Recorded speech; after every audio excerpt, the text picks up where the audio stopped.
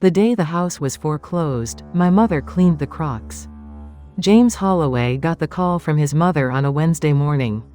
"James, today's the day." "I know, Mom. Just wanted you to know." She hung up. James looked at his phone. He knew how much was inside that short conversation. His mother, Ellen Holloway, was 72 years old. She had lived in that house for 46 years. James had been born there. His brother Richard and his sister Patricia had been born there too. She had hung laundry in that backyard, watched 3 children take their first steps on that porch, sat through his father's hard nights. And his father's good ones. His father had died in that house. And today the house was being foreclosed. It was Richard's fault. Richard had started a business 5 years ago. Building supplies. The first 2 years went well. So he expanded. He borrowed heavily from the bank. The collateral was their mother's house. She had not said no when he asked. He was her oldest and she believed in him. 3 years ago things began to fall apart. Richard held on as long as he could. Last December he filed for bankruptcy.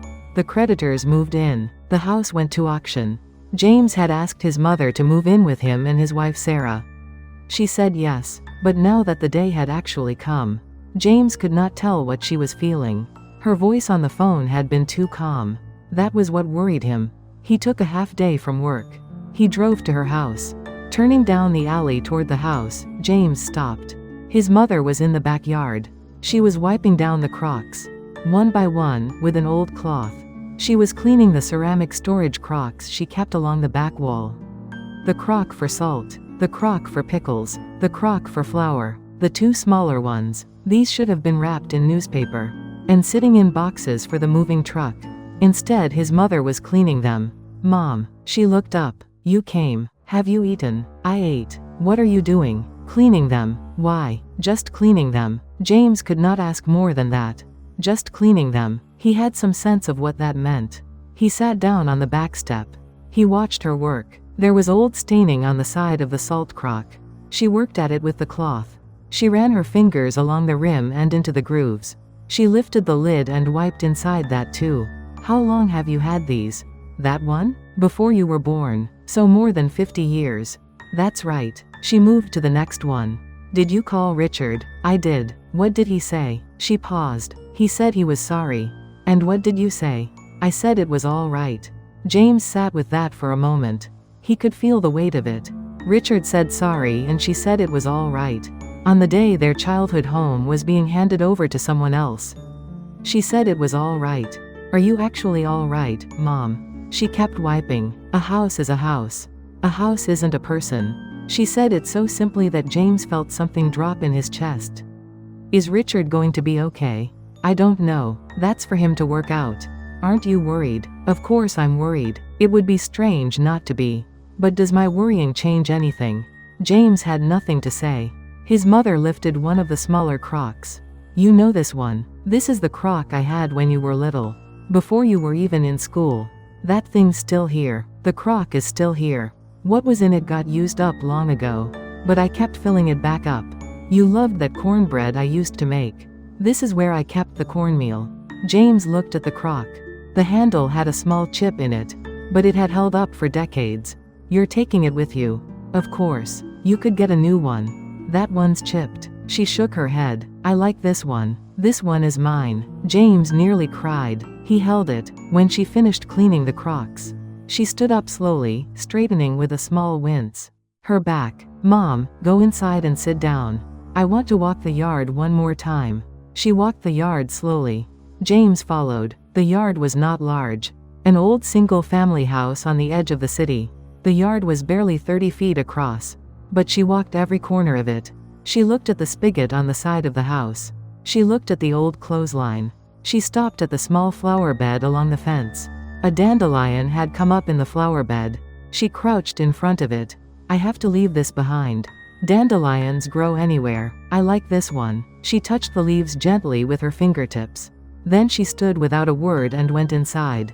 James followed. The house was mostly empty now. Boxes were stacked in the living room.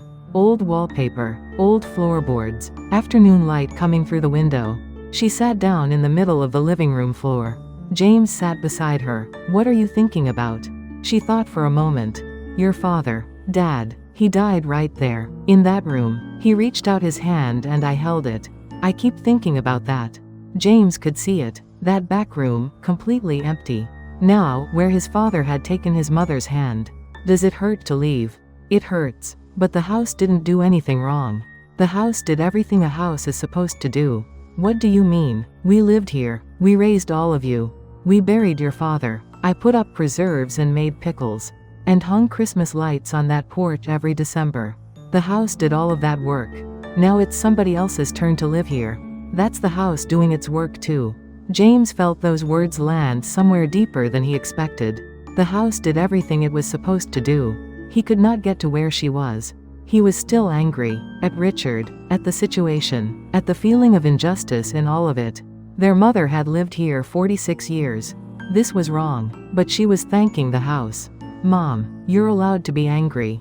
She looked at him. Being sad and being grateful are the same thing right now. Does that not make sense? James had no answer. I'm sad the house is going. I'm grateful for what happened here. Both things are true. She put her hand flat on the living room floor. Do you remember when you fell off the porch railing? When you were about 8? I remember. You cut your chin open. I had to hold a towel on it the whole way to the emergency room. I was terrified, but that's one of my favorite memories of this house. I don't know why exactly. James remembered it too. His mother had been shaking a little. He had held her hand the whole way. He had been scared, but she was there and that made it manageable. Mom, are you going to be okay? In the new place. She looked at him. Is your house crowded? We'll make it work. Sarah shouldn't have to. Sarah wants you there. Still. Mom. She put her hand on the floor again. I can live anywhere. The house doesn't make me. I make the house. Wherever I go, I'll make it. James sat with those words. The house doesn't make me. I make the house. At 2 o'clock the buyers arrived.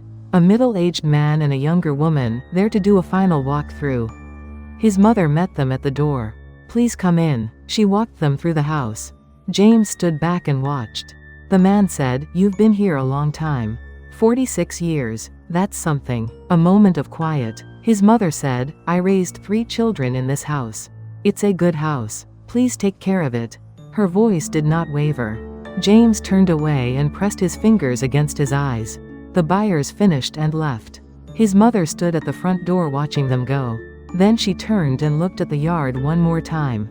The Crocks sat along the back wall in the afternoon light, clean and waiting. The dandelion moved in the yard. She said quietly, Thank you. James did not know who she was saying it to. The house. His father. The 46 years of it. Just thank you. The moving truck came. They loaded everything. The Crocks were wrapped carefully in newspaper. His mother went through the house one last time. The empty back room. The nail holes in the kitchen wall. The old furnace switch. She looked at all of it. Then she walked out the front door. James took her arm. She walked without looking back once. James looked back. Old front door. Rusted latch. Dandelion by the fence. He stopped. He went back to the flower bed and broke off the dandelion stem. Where the seed head was still intact, trying not to scatter it. He brought it to his mother. Here, Mom. She looked at it. Plant it. She took it. She did not say anything. She just held it and walked. The first week at James's house, his mother found a pot and filled it with soil. She planted the dandelion seed head in it, pressing it in gently. Sarah said, Ellen, are you growing dandelions? Going to try. Do they grow in a pot? Dandelions grow anywhere. Sarah smiled. His mother smiled. About a week later a small shoot appeared.